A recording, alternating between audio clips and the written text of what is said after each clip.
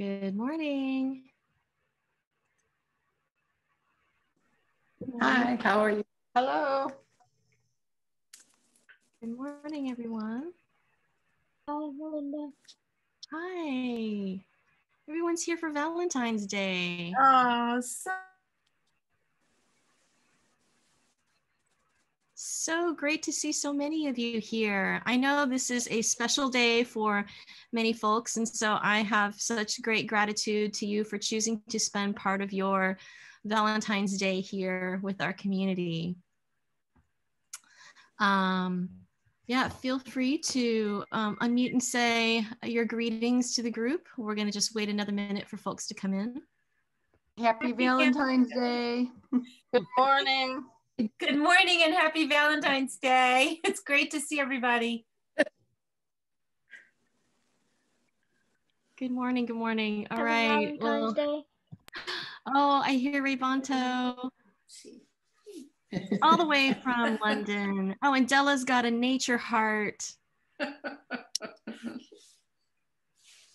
Lovely. Happy Valentine's All right. Day, everybody.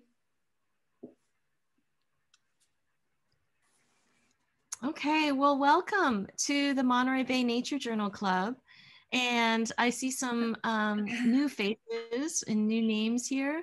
So we want to welcome you. We meet here every Sunday to journal together with our community and learn new things about nature, practice our nature journaling strategies and skills. And we share that, what we've learned with each other so that we can all grow together as a community. So welcome. And if you are on a computer, go down to the chat box and type in where you are sitting, where you're zooming in from. And let's see, today's theme is love. So maybe something that you have love and appreciation for. And if you're on an iPad or device, you can tap your screen and I believe it's down at the bottom. It says more or chat, and you can type in where your location is and something that you have some love and appreciation for today. And I'll just give everyone a moment to do that. And you can head on over to the chat and take a look at what other folks are saying. And I'm going to go over there too, and I will type in mine. So, thank you, Ivea. So Ivea is here as our co-host today. So give a little shout out. Thank you for Ivea. All right, so if you're just coming in, I see people are still filtering in. Go on over and type in where you are sitting, like where are you zooming in from, and something that you have some love and appreciation for today, right now. And we're just scrolling down and seeing who's in our group today. So we're stretching all over the United States and across over to England, to Raybanto. And there's lots of appreciation for nature, for our family members. Oh, Cheryl is in it, -40 degrees Fahrenheit nights. Wow, that's really cold. I'm a California girl, so I don't experience that. But it is so fun to see what everyone is experiencing, and even just the temperatures. We have such a great varying degrees of temperatures around our planet, and to be able to see like all of you are connecting here on our call together. Glad to be alive. Me too, absolutely. Yeah, I'm really grateful for my breath, that we can breathe and be here together. So welcome everyone, and I'm gonna go over and share my screen. All right, and just let me know if you're having any trouble with your connection, or actually just seeing what's on the screen. You should see a slide up with a couple of flamingos. And so what came through today for the theme for me, I was thinking about, it's Valentine's Day. And, we often think about hearts and pink and red and candy and, if we have children, the little Valentines. And I thought, I know that I like to collect photos of hearts. So whenever I'm in nature and I see something that's heart shaped, I take a photo of it. And like, so I've seen cactuses and tomatoes and rocks and things. And so I thought, I wonder if we can find some hearts in nature that we can sketch together and think about what love means. So this is where this theme came from. So I'm just going to jump in here to the slides. Oh, actually, before we have some announcements, for those of you who are new, we have a way to share our nature journal pages. And currently we have an online platform called Padlet. And you can go on over, there's a link, and Ivea is going to pop that into, let's see. She's popping it into the chat, so you can click it and it'll open in a web browser for you, or you can look at it later. But it's a really fun way right now for us to share our nature journal pages. And it's not about sharing art, but it's about sharing our inspiration and getting ideas from each other. And I forgot to change the slide, but we did have a virtual walk on the 31st with albatrosses, and I'll get that recording up there, and you'll find it on my website at Spark in Nature. Some announcements on the greater nature journaling community. We have Wild Wonder Nature Journaling Conference that's happening in June this year. It's online. And you can go to the John Muir Laws website and you can find that link and take a look, put that on your calendar and block it out. And if you are an educator, there are 2 days at the beginning of the conference. I can't remember if the 23rd is a Tuesday, but it's the Monday, Tuesday of that week is blocked out for educators. So block out the whole week if you're an educator so that you can take advantage of some of the programming that will happen for you guys. And another really special nature journaling event is the second annual International Nature Journaling Week. And this is happening online as well. And there'll be 7 days with different themes. And each day will be a guest teacher who does a live presentation or video presentation, live online presentation, and there'll be other supporting videos about the themes for each day, so you can either watch it live, or if it's not fitting in your time zone where you're actually awake, you can watch the video and participate. And it'll be a really fun way to come back to the foundations of nature journaling, and maybe if you've nature journaled for a while, refresh what these things mean and new ways of looking at the foundations through folks that are international. So not just here in the United States, but we're going to be mingling with people all over the world. So I'm really excited about that. And as always, I wanted to thank everyone for your continued support. The suggested donation is $20 for the Sunday sessions, and you can make your donation at sparkinnature.com/donate. And just keep coming back. If that's not something you can do, just keep coming back, because I really want people to feel the community, and because doing nature journaling alone is not as fun as doing it with others, and to be able to share and exchange ideas. I know that personally for me, I've nature journaled for a long time, and in the past 2 years, I've nature journaled in connection with other people. And these last 2 years is when I've noticed the most intense growth in my skills and my abilities and my comfort and my level of curiosity, and ability to translate what I see and experience into things that are visible on the page. And it's been really exciting to make new friends, especially this past year. Those of you who keep coming back, and we get to see and grow with each other. So I'm just really grateful that we can do this together. So thank you. All right, so moving on to our theme. So I have a few slides here, and the following slides are all, whoops. Oh, actually, before we go in there, I have a couple more slides. So John Muir Laws, I've heard say a few times in his classes that he defines love as sustained, compassionate attention.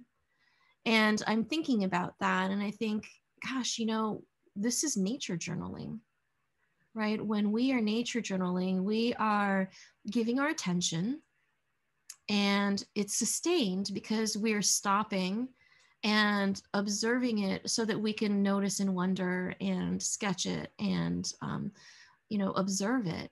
And there's compassion behind that, because when you sit with something for more than just a split second and you start to really see the details, you are developing a connection with it. So I think it's really this theme of love today. I thought, oh gosh, this is really what we're doing with nature journaling every day. So, nature journaling, as I like to say in my classes, is really just observing nature and thinking about it and recording it on the page. That's like, in a nutshell, what nature journaling is. And then there's a lot more details beneath that, but in the big picture, it's about our observations. So it's about giving attention to something and collecting observations.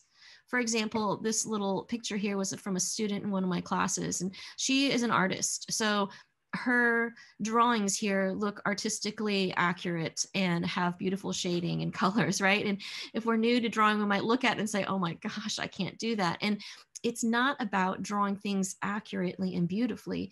It really is about looking at nature through another set of eyes or lenses.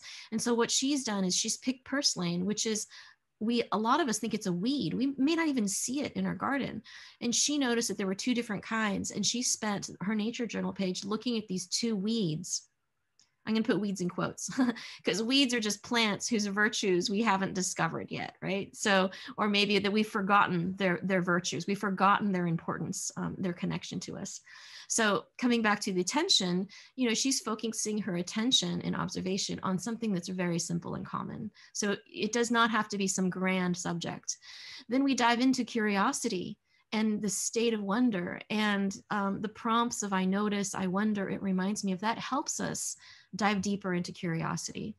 And when we're doing this, we're creating connections with the subject that's in front of us, and we start to understand relationships.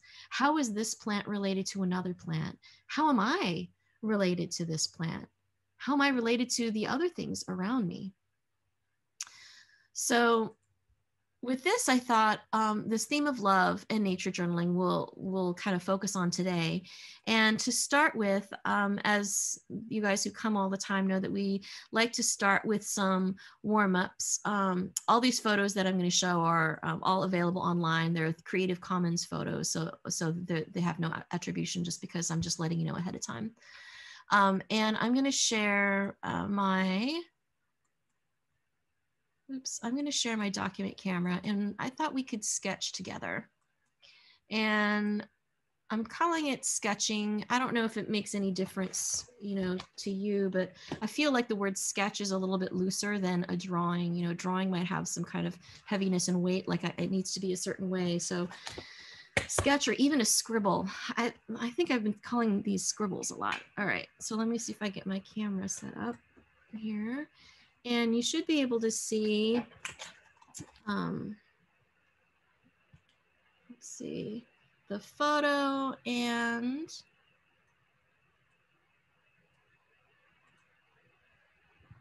my sketch pad. And you don't have to draw what I'm drawing. I'm just putting it up here so that you kind of get a sense of maybe how much detail you want to put into it. So I think what I'm going to do is I'm going to set a timer, and we're going to go with, let me get to my timer.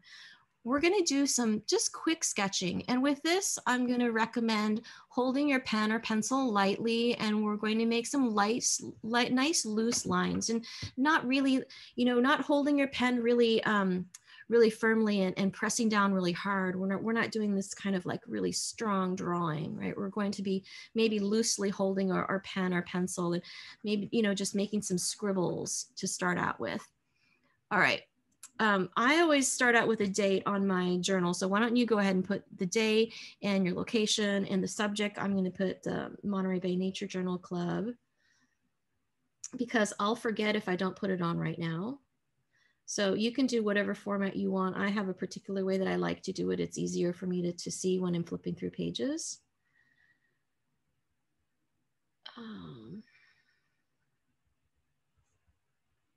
Okay, and I have about 15 different pictures of hearts in animals that are really kind of fun, or animals in the plant world. And I thought we would take, oh yeah, I'm gonna get my timer and do, how about if we do a minute? And this is a little bit longer than our 30-second gesture sketches. So you may not have time to do the whole thing. So these kinds of things are practicing our eye, hand, and brain coordination. So looking at the basic shapes and the general shapes and blocking them in. So we're gonna go 1 minute right now, and let's see what we can get done. So, you know, the first thing, like, let's pretend that these flamingos are standing, and I know they're gonna move. So I really wanna capture this kind of heart shape in the middle, and their bodies are right here. So I'm gonna like lightly kind of pencil them in. And then as I have more time, I'm going to put a little bit more detail. Their heads are right here, and their beaks are kind of, I notice that their beaks are kind of bent, these interesting shaped beaks. And I'm gonna do like an outline around the outside. Oh, there's this really cool negative shape right in here. See this teardrop shape? I'm gonna sketch that in. And gonna go over here and do the same thing around his neck. And this one doesn't close the same way. So looking at this negative shape of the water and sketching that, and coming into the inside, closing. Okay, that's a minute. So let's just give just a few more seconds.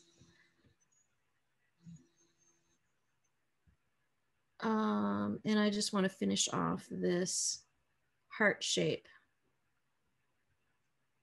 Okay. And not going to worry about the perfectness of anything here. Well, look, I noticed that they're standing in water. I didn't notice that the first time. They can't see their feet. All right, and maybe let's take the next few seconds to maybe jot down some things I notice.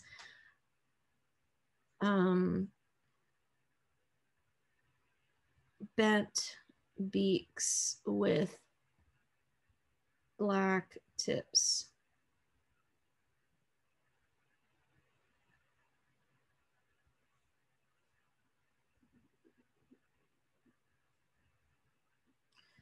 Light pink feathers, coral feathers, and I also noticed some black feathers in here. Black feathers and pink long legs.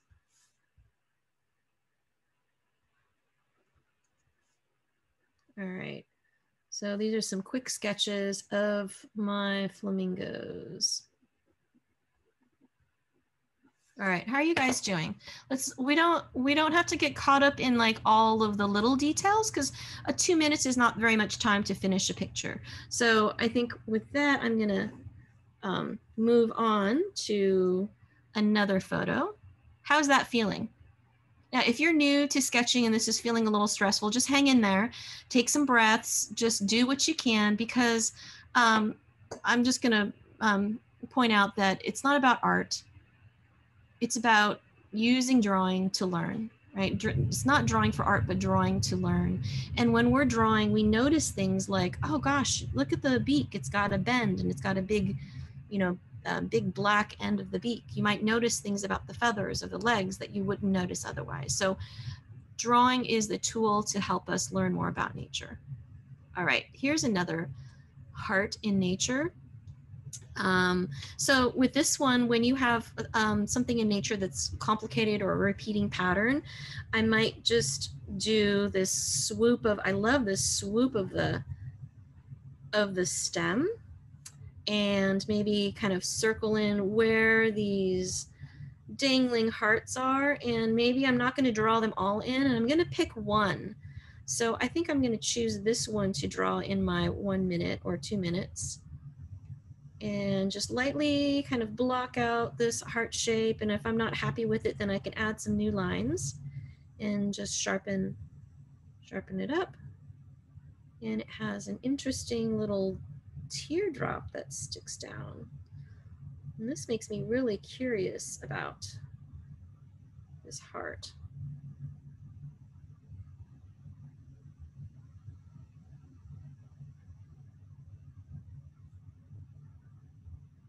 Oh, I'm noticing color differences too. All right, I have a little bit more time. I'm going to draw another one because this one's cool. This one is actually the open one version of, we'll do one more minute, open version of this bud. Oh, what does this remind you of? I think I'm going to shift over to that now. Looks like a teardrop. Perfect heart shape. I see dark pink and petals open. And this is white.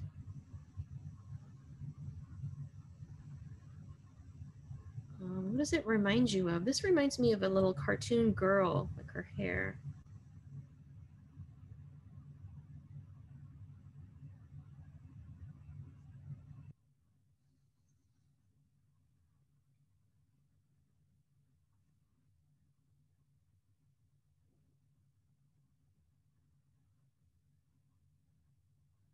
Oh, this makes me want to explore bleeding heart flowers a little bit more because I'm noticing these flowers, when you look at it edge on, the white part sticks out. But when we look at it like flat on, like the face on with the heart shape, the white just looks like a stripe. So this is really cool. All right, so there's my bleeding heart. We'll move on to the next picture. Here's a neat beetle. We'll do 2 minutes. Let's put the beetle here.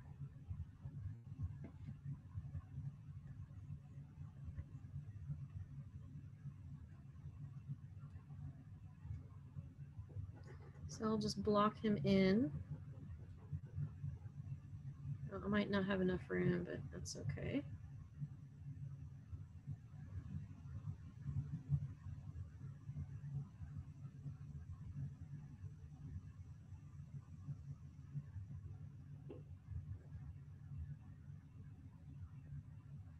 Got a cool heart-shaped spot on his back.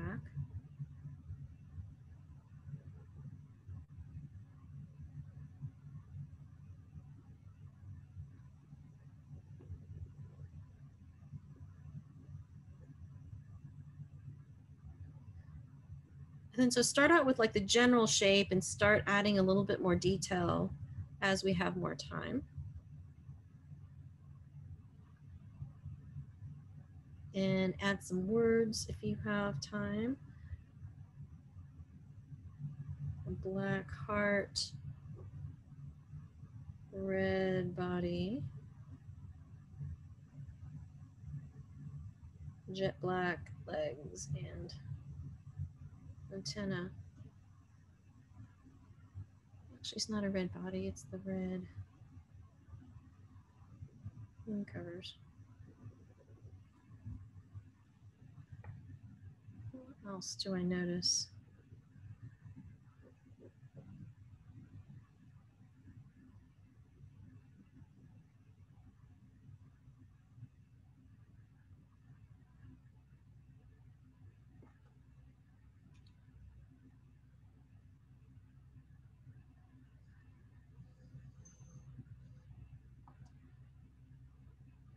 All right, there's our little beetle. Let's see what else nature has as far as hearts. Oh, could you please Yes. shift your page over just a little? I don't think we can see your little drawing. Oh, there we go. Is that better? Yes, thank you. Oh wait, now Okay. it's a little off the. Sorry, now it's a little off the screen. A little bit. Yeah, there we go. Thank you. Okay. All right. So next, this is kind of cool because shamrocks, how many have we seen these before, right? The oxalis, they're like weeds that come out in the garden, or wood sorrel. But these are like 3 hearts that are connected together. So this is kind of fun. So let's see if we can do a few of these. And then add I think I'm just going to do a couple of these shapes and then add what you notice and wonder about this. So I think what I might do is do this, look at the space between the hearts and draw these lines first to separate. There we go.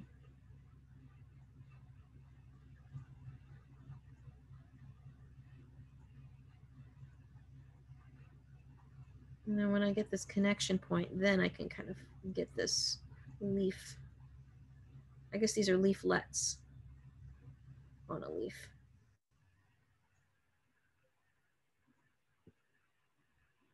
And, you know, go ahead and use light, loose lines. You don't have to do really hard committed lines. Even with pen, I'm using a ballpoint pen right now. You can be using whatever pencil or marker or pen. And when we're doing field sketching, I usually have a pen. I don't use a pencil very often unless it's something that's really complex that I'm trying to get a nice pattern with. Ooh, I'm noticing these veins coming out. Never saw that before.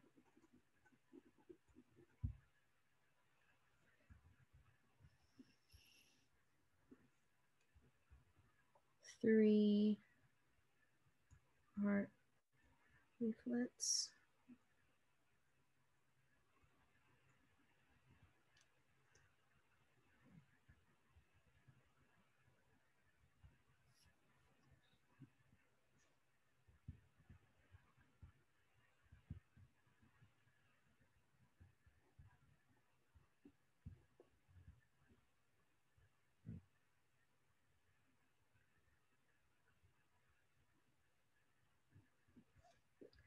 Looks like a crease down the center. And I know we're just using our eyes and it's hard to get a full sense of the three-dimensionality and texture of these. So we're going to do the best we can with just the visuals. All right, so that was 2 minutes with the shamrock shaped leaf. Okay, how's everyone doing? So-so, thumbs up, yay. All right, okay, let's do a couple more. Let's see. Oh, here's a cool one. Here's a, I think it's called a heart cockle.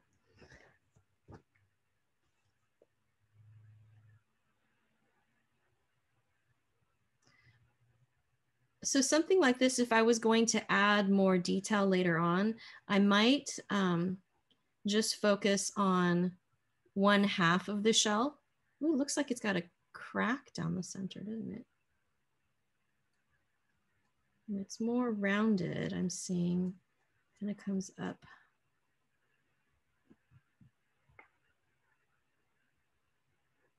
So if this was something I was nature journaling and spending more time with, notice all of these details, the pink spots and the lines. I might just focus on coloring half of it. That way I don't have to spend, 30 minutes just on adding the detail. Or another thing that you can do is, I'm noticing these radiating lines are kind of cool. I'm just focusing on half, of your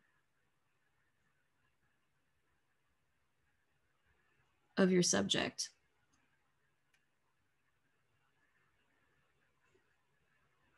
And maybe with my pen, I might just put some, like a square of detail. And this is where I'm going to put my detail.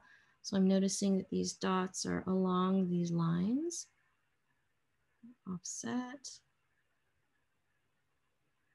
And they're getting spaced wider as they go towards the center. That's interesting. Ooh. So I wouldn't have noticed that if I didn't start drawing it. So using a little detail square is a really great technique to add more detail to your sketch without getting too caught up in the weeds of everything that's going on. Hey, Melinda, would you mind scooting your paper over just a little, please? I'm sorry. Yeah, thanks for letting me know. Other way. Oh, there you go. Thanks. There we go. Sorry. I'm going to move the heart over. Okay. And we can see the whole heart.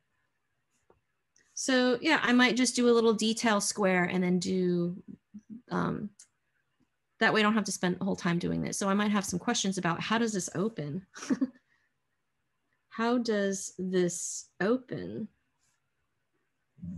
Is this a crack, or is it where it opens? I have no idea. So when we're doing nature journaling, it's okay not to have the answer. It's actually good not to have the answer so that we can keep asking questions and get more curious. So now that I'm looking at this heart cockle, I'm wondering, well, where is the animal and how does it live and how does it open? Does it open, like I wish I could pick the shell up to see, you know, is this crack? Is this like, does it open this way, right? Or is it like this and it opens this way? I don't know. But it's okay. We can just keep those questions on the page and keep going. All right. Here's a butterfly. There's actually, I want to get to a couple more pictures. So I just wanted to show, this is a really cool butterfly, little tiny red heart right there. Here's a, let's do this leaf. Okay, so we'll do 2 minutes. We will sketch it and add your observations. So this is a different shape heart. I'm noticing it's got these big shoulders, like big tall shoulders, and a long tail.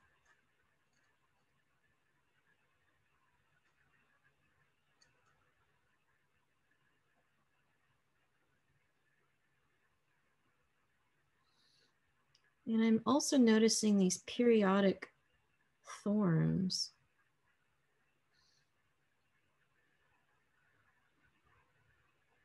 It makes me wonder what this is.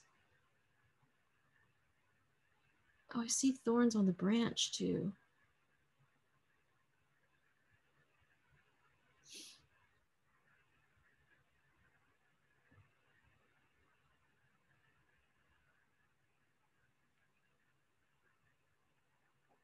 Let me see a few veins. So this exercise of drawing just for 2 minutes is not so that we have to draw the whole picture with detail. It's just getting practice at noticing what's the most important thing about this picture that you want to capture and starting there and blocking it out and not being afraid of just getting it onto the paper without it looking perfect.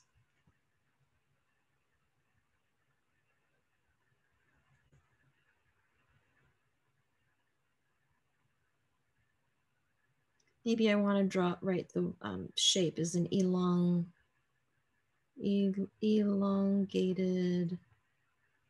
heart, pointy tip, thorns on stem. All right, so whatever you're noticing about it, you know, if you can't put it with drawings, you can use words. All right, let's go on to this one. This is a bleeding heart dove. So it's this beautiful, you could go online and look for photos of this. It's this beautiful dove that has all these different colors. So, okay, we're doing birds. So I'm gonna do this big ball of his or her chest that I see. Start the timer and gonna refine this chest, and his head is about right here, and just do multiple circles over and over until you feel like you got the spot. And then with birds, I'm looking at where the beak comes out. And we're looking at an interesting angle. We're looking down at him. So his eye isn't going to be right above the eye line. It's kind of like an oval. I'm not going to worry about the detail so much, but I want to get the shape. So I'm going to get the forehead and around the back, and then down it tucks into the back. And then I see this part of the back. We can't see the whole bird. So we're just going to draw what we see. And that's the thing with nature journaling, is not drawing what we think we know about the bird, but drawing what we see. And he's got an interesting angle, so he's gonna look a little funky, but I'm really interested in the pattern. So I'm going to put a patch of this red. I'm just going to make it dark with my pen. I can add red later if I want to come back with color. And he has another kind of patch of green. So I'm noticing different patches of color. Maybe I'm going to write with words. This is kind of a orangey brown. This is a deep scarlet. So pretty. White, black, beak. What else do I know? Iridescent green, head. And you're going to be writing whatever you're noticing on this bird. And his back is kind of a purple brown, or like a mauve purple brown. You can describe it however makes sense to you.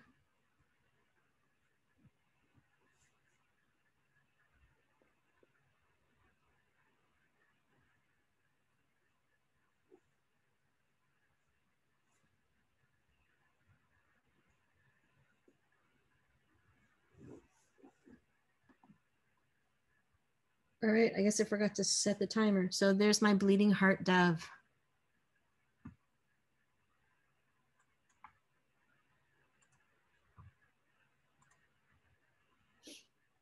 This is so cute. Let's do another, now we're gonna move on to little families. So let's do this family of penguins. So if we're out here in the Antarctic and these penguins are huddled, mom's sleeping, mom or dad, they might sit still for a little bit longer, but let's still do our 2-minute sketch and see what we can get. I got like, I'm gonna do an oval for the upper body, and the head is around here. The beak is angled like that. And there's another part of the body down here. It's about, I think, about the right size. There's a hump on the back of the neck, I notice.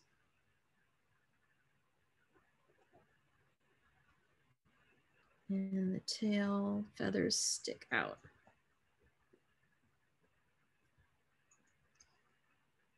And let's block in this wing. Looks like a big paddle, or like a whale flipper.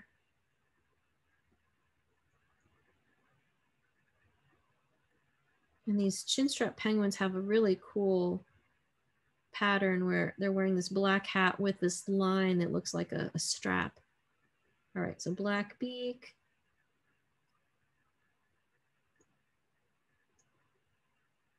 All right, quick, everyone's gonna move. Let's get the chicks in there too. Oh, the chicks, whoa, they're pear-shaped.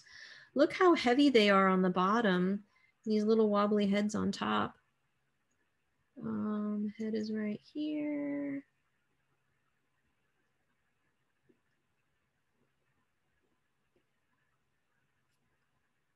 Oh, they're so cute.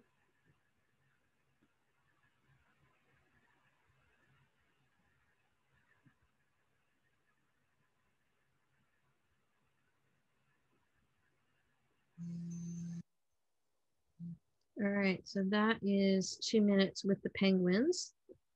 And maybe I'm going to add a few notes here about what I notice. Long, stiff tail feathers, wing like a whale flipper.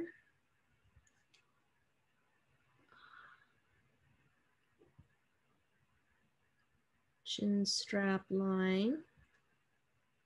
What else? The chicks are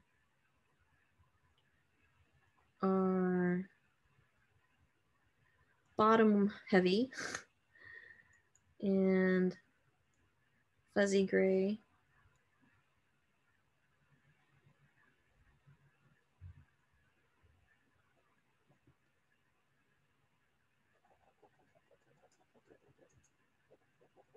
All right, there's my penguin. Okay, what time is it? 10:13. Let's do one more.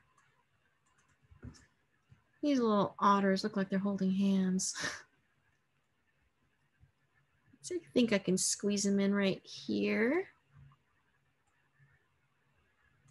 All right. Let's see, I'm gonna start with the head and the body. So the body looks like a big rectangle and the head is a circle. We got another head over here, slightly pointed. And I'm gonna look at the negative shape between these two outers. You see this kind of wedge. So I'm gonna draw a line in here.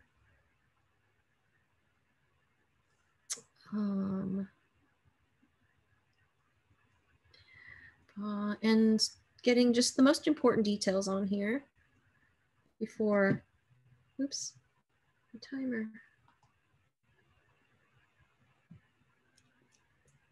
Before my timer goes off. So doing these sketches, it's helping your, training your hand and your eye to work together, and your hand, brain, eye. So that when you're out in the field and you're sketching things that are quick, it's going to be easier because you know what to look for. You know, like, okay, I'm gonna look for the shape and maybe the negative shapes, block in the details, do some scribbles, right? It's just better to get those scribbles in there and just darken them up as you start to be happier with the lines. Maybe I'm gonna put a little, I love this fur texture. I would love to just maybe do like 1-minute sketches of the fur texture here. Okay, coming back to the otter. I noticed the toe pads. Sleepy. Okay, what do I notice? I notice tiny ears and eyes. I see the toe pads right here. The fur lighter on head.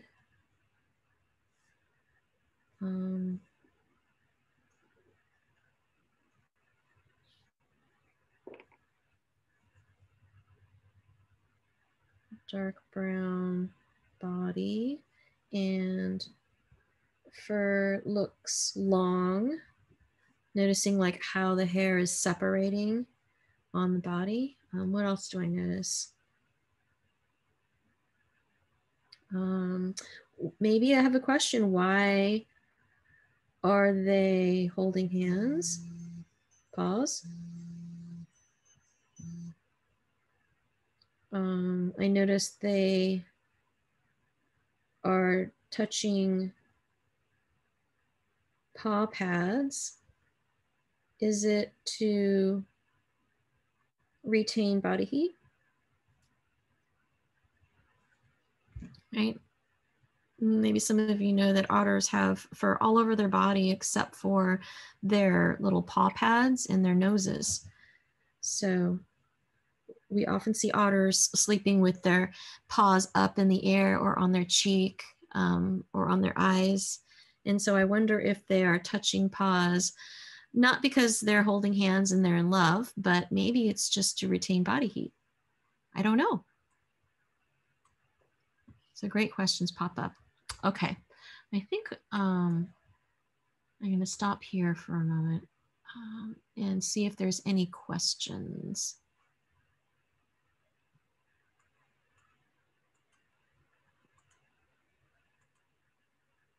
Oh, let's see. Yeah, are there any questions? No. All right. So now I'm going to just share. Rachel Carson, I've shared this a number of times in different classes, that has this beautiful quote. This is part of a beautiful quote that the expanded version is. We can't see the screen completely. Sorry. Let's there we see. Go. Thank you. Yeah, okay. So the full quote starts something like, "We walk around with such unseeing eyes that we're partially blind." You know, that we're not really seeing what's around us. So one way to open our eyes to your eyes is to ask yourself, what if I had never seen this before? And what if I knew I would never see it again? And I want to invite you to come to your nature journaling practice today with these questions, you know, to see this, whatever it is that you're going to focus on, with this lens. And because our theme is love, and let's look at the gallery, sustain compassionate attention, I thought maybe we can think about what can we give our sustained compassionate attention to today. Maybe something ordinary, maybe something that maybe something you've been noticing for a while and you've wondered and you just haven't spent time sketching it or wondering about it in your journal. Another thing that you could do is, who or what do you love? Like maybe you can start there. Maybe there is something that you love. Like maybe there is this rose bush in your garden that you absolutely love, and perhaps it doesn't have flowers on it right now, but you're really interested in seeing what's going on with this rose bush right now. Maybe I can go out and sketch. What do the leaves look like? Does it have leaves? Is it naked? Is it just starting to open, you know, these little buds? Or maybe there's a favorite fruit tree. If you have a plum tree in your garden and you are so in love with the plums that you get in the summertime, and go and visit it today. See what's happening with your tree. It might be naked of leaves. And we talked about twigs a few weeks ago. Perhaps you can go and look and see close up what's going on at the tip of one of those twigs. See if we can give this sustained attention through our nature journal and do the sketching like we just did, spending it doesn't have to be 30 minutes of sketching. It could be quick 1-2 minute sketches of different parts of your subject, and allowing yourself to just be with it. Don't worry about the drawing.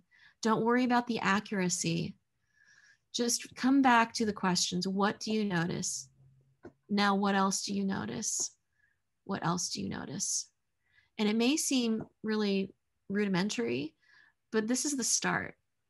This is what helps us slow down to nature's pace, right? This is what I mention oftentimes is, if you don't know what to draw, just take some breaths and slow down first, right? Nature is always showing us something, but we are moving so fast that we don't see. We only see the things that are moving as fast as we are or faster, right? Have you noticed that? When you go out in nature, the things that catch our attention are the things that are moving faster. A dog runs by, a bird flies out of the tree, a squirrel scampers up, right? We're more likely to see those things. So let's see if we can quiet ourselves down to see something in nature. The other topic is, if you're living somewhere where it's you cannot go outside, like the 5 degrees and the 10 degree folks, our friends in the Midwest. Is there someone or something that you love inside your home? Perhaps it's a houseplant or a pet. Maybe there's a cat or a hamster. Oh, Valerie has a beautiful furry friend. Yeah. So perhaps we can spend the next hour, you know, practicing. So I am practicing drawing cats, right? I'm not happy with the way they turn out, right? So my inner critic jumps in and lets me know how not so good my drawings are. But the wiser part of me, the one that's practicing nature journaling, knows that I am practicing. It's about progress and not about perfection. The purpose of putting my cat in the nature journal is not to have a portrait of her. It's really for me to practice giving her sustained, compassionate attention. And yeah, we can do that without putting it in a nature journal. But I think that when we use the journal, it really helps facilitate that. And we get this amazing page that's a representation of our growth and our thinking. So I'm going to I'm going to stop there and invite you to think about what you want to put in your journal. And if you're stuck or need some more guidance, you can feel free to put it in the chat or ask. You can unmute and ask. I will stick around for about 10 minutes after everyone leaves to do their nature journaling to help anyone who's newer, or if you have some other questions. So it's right now it's 10:20, it's 23 minutes after the hour. So let's come back in about 60 minutes. So at 11:25 or 25 after. And we will do some sharing, see what other people are doing so that we can get some inspiration. And then we will then share in the big room with anything that you've been doing this week, or if you have something that you sketched last week that you'd like to share, we'd love to get some inspiration from you. So I think I'm going to stop there and see if there's anyone who has any questions.